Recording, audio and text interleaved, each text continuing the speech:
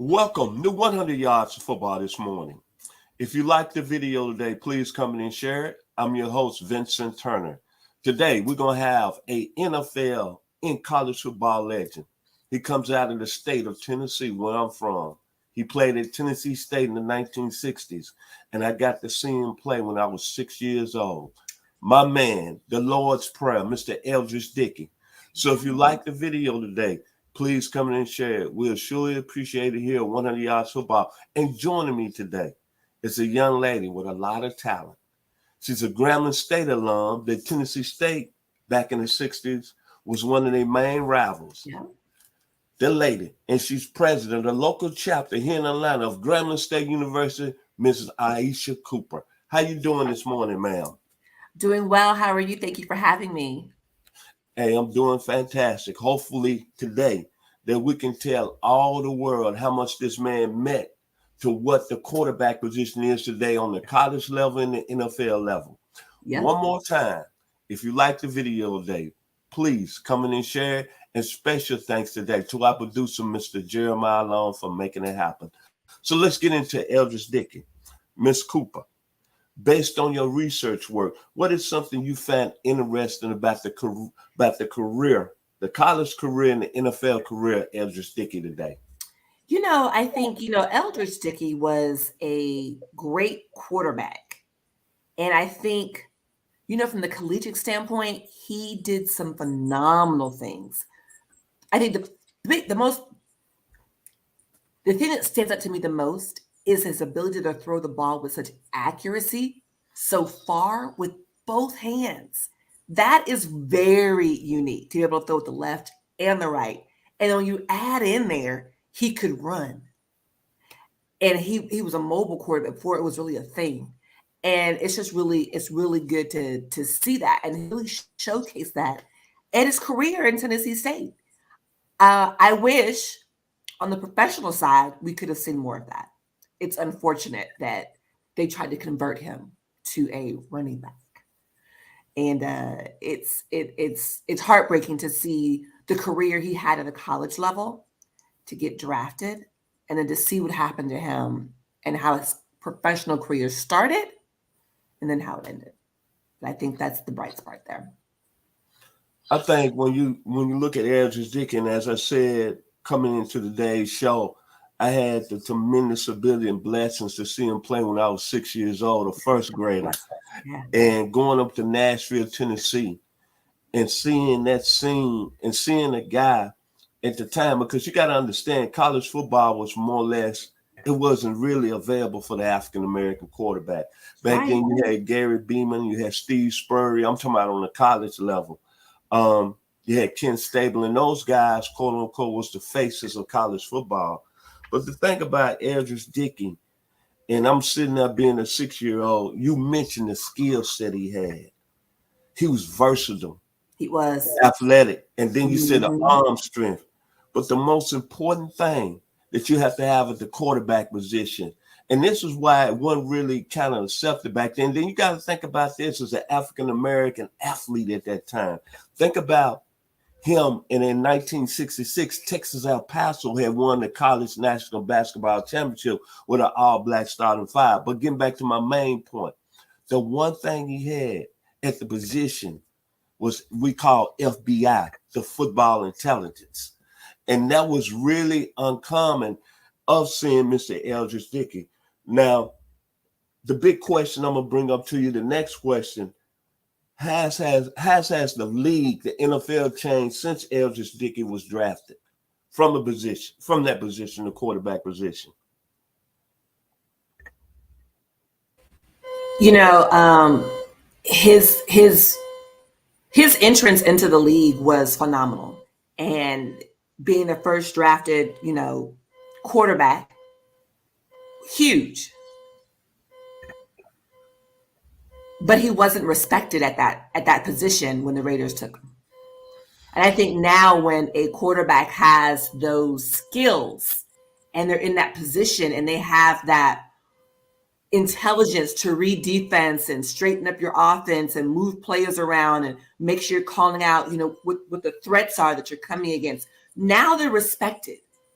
You know, you have players like Lamar Jackson and Patrick Mahomes, and they're coming into the game drafted as quarterbacks with great college careers, and they're respected at that position at the professional level. And that is the biggest change that we've seen for Black quarterbacks at the NFL level, is that you can come in at that role and be respected at that role and compete at that role and continue to excel and perfect your craft. I just wonder if he had had the opportunity when he first came into the league, where Eldridge Dickey would have ended up and the career he would have had at the professional level. I think, Lee, going back to some of the things you just said, to piggyback, you got to think at that time.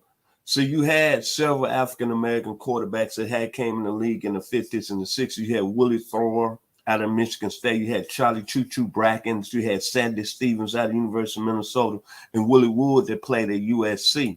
But the most important thing, those guys never really got the chance to really move to that next level. And then it comes to Eldridge Dickey.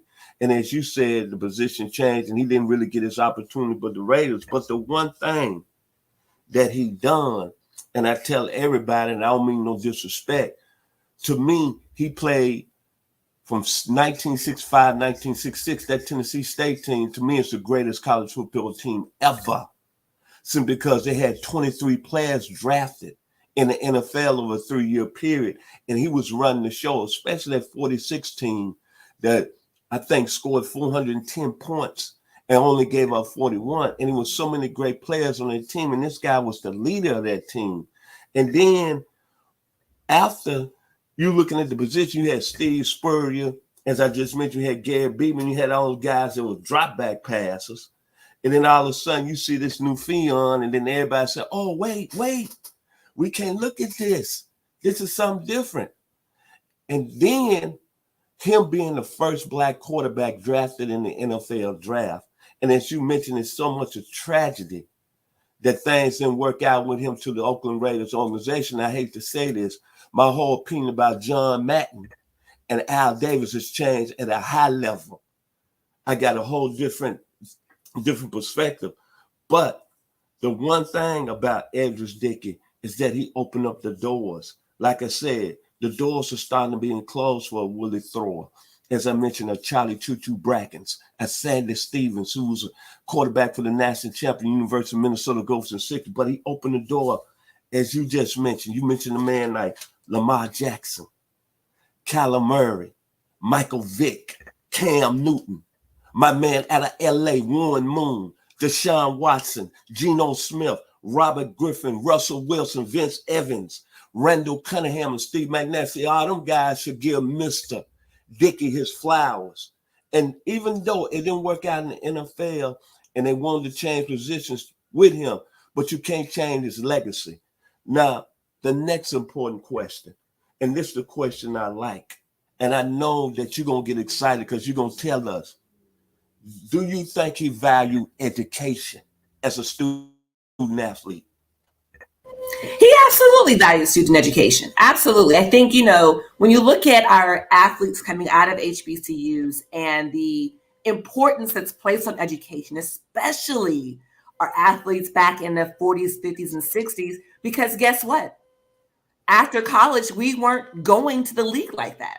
We were, but we weren't, if you know what I'm saying. So you had to have something you were going to fall back on. You had to have the education behind you. You weren't playing, your 2 years in college and getting drafted your sophomore, junior year. You were playing all 4 years and getting a degree. And from there, you were going off to the professional level if you got the opportunity. And not everyone got the opportunity. So coming out of college, you had to have a degree and something you could fall back on, because if your athleticism did not take you to that professional level, we had to still be able to take care of our families.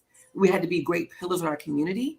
And that started with having the education. So he absolutely valued it and put it to good use when the NFL portion of his career was over. I think that good points that you brought up, but a lot of people didn't know this about Eldridge Dickey, is that he was a straight A student ever since junior high school. And then he gets to the NFL, goes to college. And his head coach, John Meredith, said this about him. Eldridge Dickey was what I call one special gifted individual. And I'm going to say this, his IQ was 130. Straight A student, led the team in the Lord's Prayer. That was his nickname. We don't have to say no more about Mr. Eldridge Dickey. Let me say it one more time, because back then was that the attitude and the statement about the African-American quarterback was that they cannot thank the position. Well, Mr. Dickey, one more time, IQ of 130. And I think that's what really, really sets the tone when you think about what he did back then. Another major question today here on 100 Yards Football to Mrs. Cooper. What do you think the students and the athletes from a college perspective that's going into college, maybe not necessarily from an athletic standpoint, but let's say both academically and athletic, what can they learn about Eldridge Dickey's story today? That's a great question, and it's so apropos that we're talking about it after the last question you asked me, because what you hit on in your piece just now was he wasn't a good student just in college or just in high school or just in middle school. He was a good student his entire life, and he was a great student. And he excelled. He put his best foot forward. And not that every student has to be a straight A student, but you do need to put your best foot forward. You do need to come and perform at your best level. And he did that at all levels of his education. And because he was a great student, he was a great athlete, because he was able to study his craft the same way he studied his books. He was able to look at how he could make himself a better player, a better leader, a better quarterback. I think back to those games when Tennessee State and Grambling State played. Those were some powerhouse games. Why? Because both coaches were students of the game. Both quarterbacks were students of the game. Those weren't just, they didn't run over Grambling State, and Grambling State didn't run over Tennessee State. But they were great games to watch because you were watching the football education on display on both sides of the ball. And I think that is something that today's athletes can definitely take away, because so much attention is put on do well in high school to get a scholarship, do well in high school so that you can, get to the next level. And I think that's great. But we also need to refocus, do well in high school so that when you have the opportunity to give back to your community, you can do so at a high level. Eldridge Dickey was able to do that. His education didn't stop after he graduated from Tennessee State. It didn't stop once he finished playing professional football. He was a great activist and a great advocate for students in the community.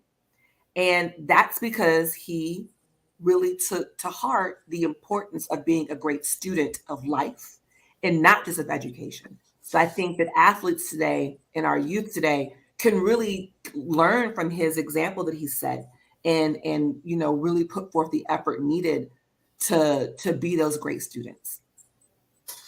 I think in retrospect about Eldridge Dickey, and we look at him being a student and an athlete first, and the thing that really attracted me to Eldridge Dickey at a young age, as I just said earlier in our conversation, remember I saw him play at 6 years old, but it's always moments in a guy's career. And I remember at the time, my father back home in my hometown of Memphis, Tennessee, really used to get this sports section. He used to buy this local newspaper, the Tri-State Defender. Yeah. And I was, like I say, in kindergarten in 65, not 66. And you look at Eldridge Dickey and you think about the student and the athlete. Well, I always say it's great moments in players' life that really tell you where they stand from that standpoint. And I go back reading about his sophomore year. His first year starting in 65.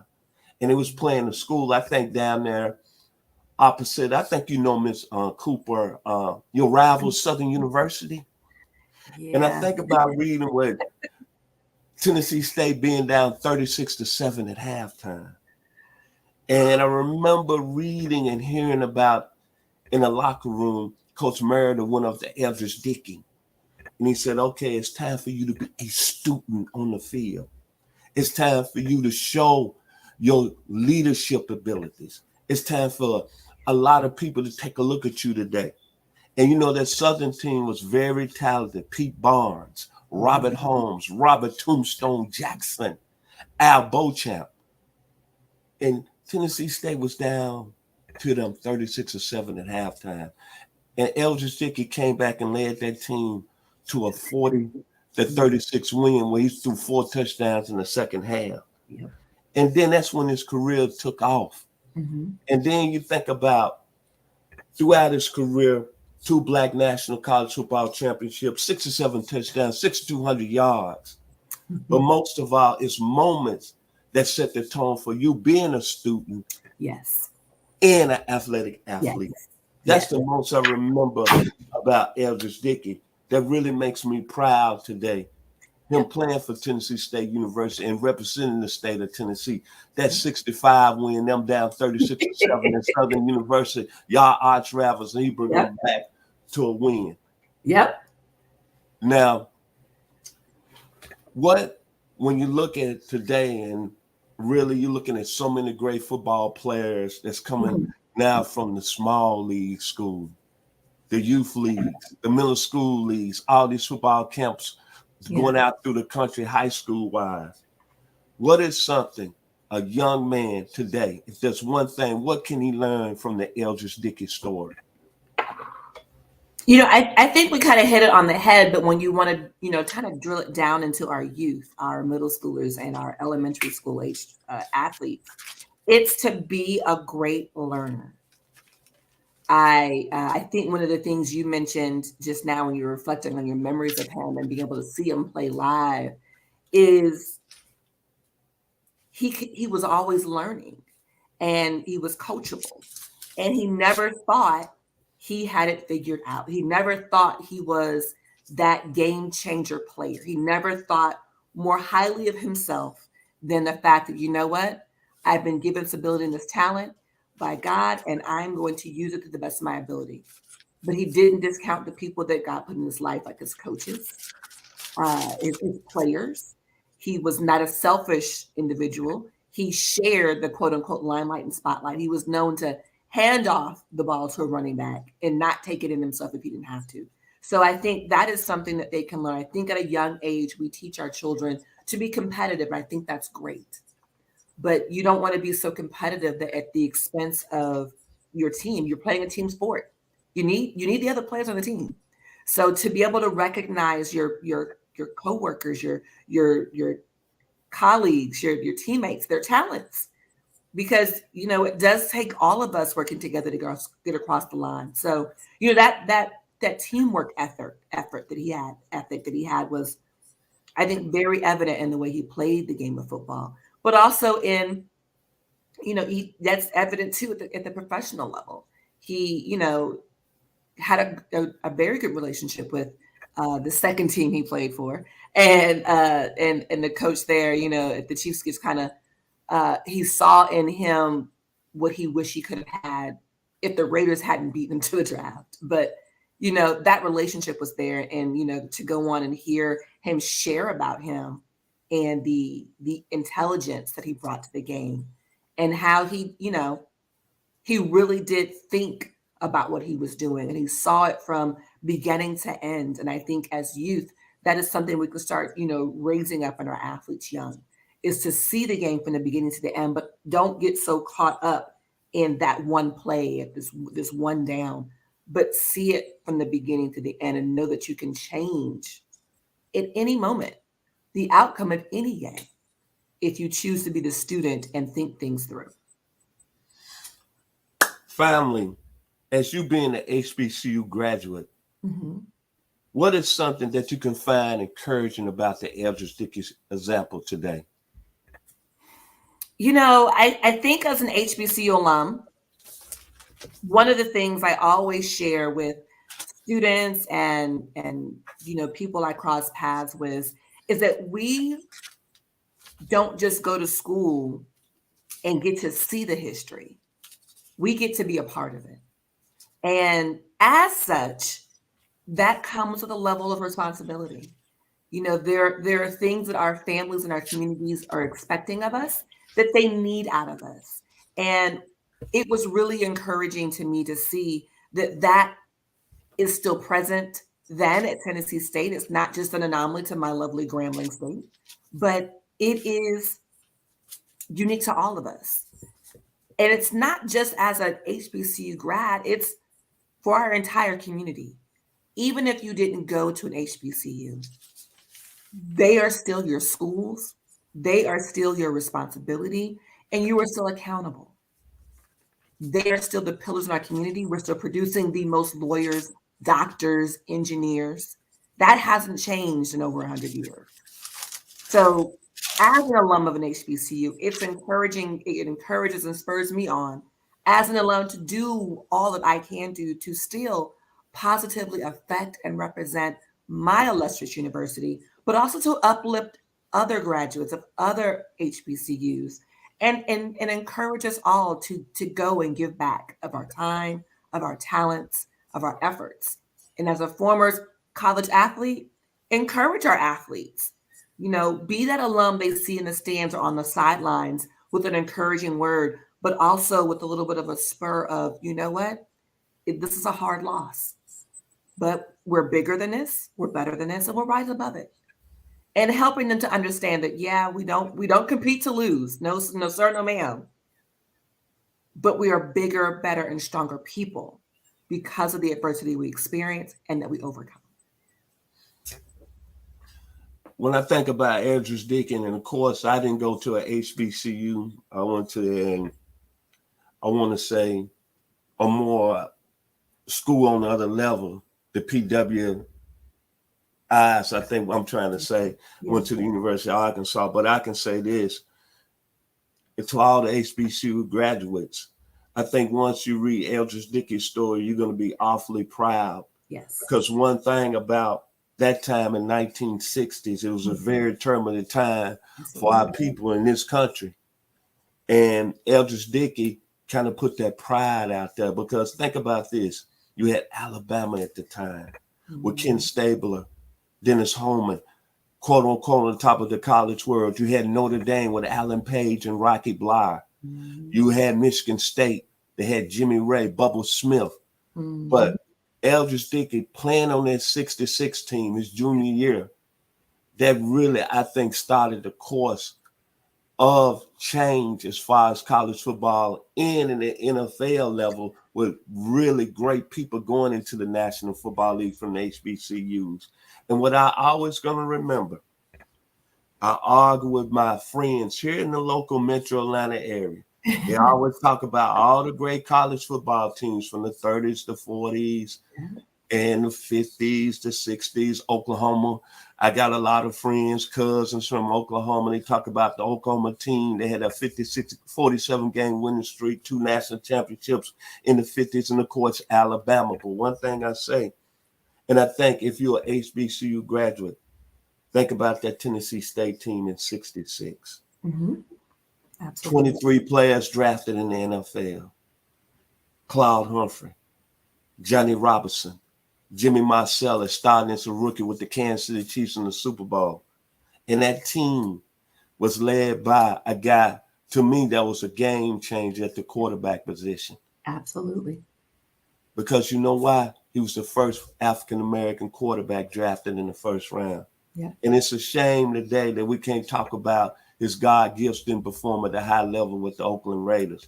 Yeah. But that's another story to tell. But he's going to always be that man. When you talk about the African-American quarterback, I don't care, no disrespect to you today, Miss Cooper, James Harris, Doug Williams, 2 great Grambling alum. You can talk about Randall Cunningham. You can talk about Michael Vick, as I mentioned. There you go, Cam Newton. But when I wake up in the morning and I have that conversation about a guy that started the show, the young man from Booker T. Washington High School, Houston, Texas, Mr. Eldridge Dickey. Miss Cooper, your final words today about a great African-American that set the tone at the quarterback position. Your final words today about Eldridge Dickey. You know, Eldridge Dickey is he's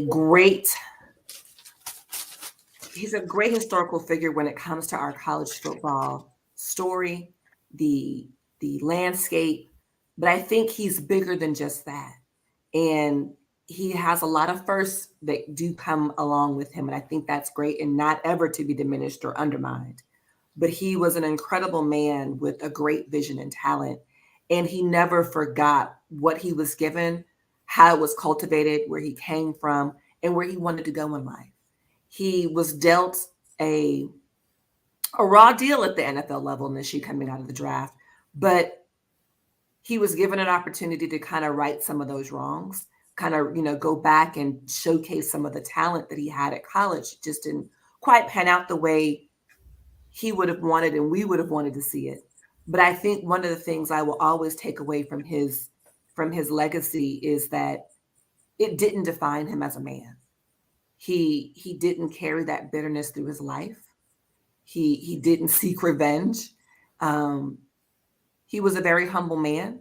He was a man that loved God, and that spoke volumes on the field and with the people that he was around. So his career, although not the career that we would have liked to have seen at that professional level, he still had an amazing college career, a great impact in the NFL with him being the first, African-American quarterback drafted in the first round. But he still went on to do great things and open great doors for those to come after him. And he's still an amazing man with a great legacy. And I think that as an HBCU alum, I'm very proud that he is part of our HBCU legacy and history. Very proud. My final words today here on 100 Yards of Football, I'd like to say special thanks once again to Mr. Jeremiah Long for making it happen today here on 100 Yards Football. To the team in 100 Yards Football, my business partner, my man from Brooklyn, New York, Mr. Ronnie Keebler. To the NFL royalty first-round pick of the Atlanta Falcons by way of Florida State University, Mr. Bobby Butler. Thank you to Mr. Logan Landis, who does a tremendous job for us on Wednesdays and producing this great podcast, 100 Yards Football. To the voice, Mr. Mark Dillon, out of Lufkin, Texas. Thank you, and many blessings. And, of course, to the young man that's watching today down there, Ruston, Louisiana, Grambling, Louisiana, Southern University graduate, the great Mr. Jim Maryland. My final words about Eldridge Dickey, I take a lot of great memories. Of course, being a proud young guy out of the state of Tennessee, Memphis, Tennessee, Tennessee State, even though in 66, which I consider Tennessee State the greatest football team, even though you had that battle between Alabama and Michigan State and you had all the racial things going on, that Alabama got cheated out of the national championship that year and Notre Dame won it. The one thing I'm going to take away is going up to Nashville, Tennessee as a 6-year-old, going up to Hale Stadium, 10,000 people. I didn't know what was going on. But all I know, going on that November afternoon and seeing Tennessee State put 83 points on Kentucky State, it's going to be a memory that I've always going to remember. And then the band playing them tunes of the Four Tops and the elegant voice of Levi Stubbs, I'll be there. Reach out. If you like the video today, please comment and share. We'll surely appreciate here 100 Yards Football. And please stay safe and be blessed. We'd like to say thank you this morning.